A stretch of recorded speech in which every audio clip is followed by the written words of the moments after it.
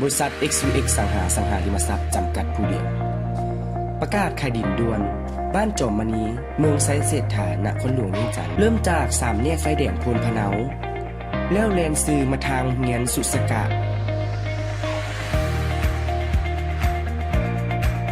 เลี้ยวขวาเข้าหอมเส้นทางพัฒคารดาวเลี้ยง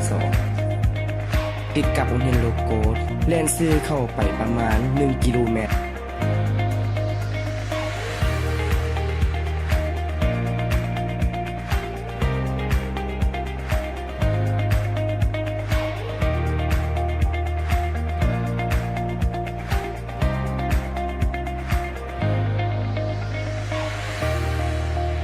จะเห็นดินต้องการขายอยู่เบื้องขวามือ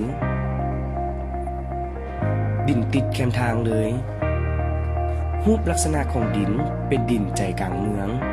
และอยู่ในระหว่างกลางในการก่อสร้างอพาร์ตเมนต์มีทั้งหมด6ห้องมีไฟฟ้าน้ำประปาสะดวกสบายและมีเส้นทางเข้าออกได้หลายเส้นทางราคาขายแมน 120,000 เหรียญต่อห้องราคาสามารถต่อรองกันได้สนใจติดต่อสอบถามได้ที่เบอร์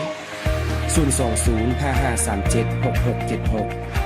02098114777 และ 02058621222 สามารถติดตามพวกเราได้ที่เว็บไซต์ www.xvxlao.com อีเมล info@xvxlao Facebook xvxlao และ YouTube xvxlao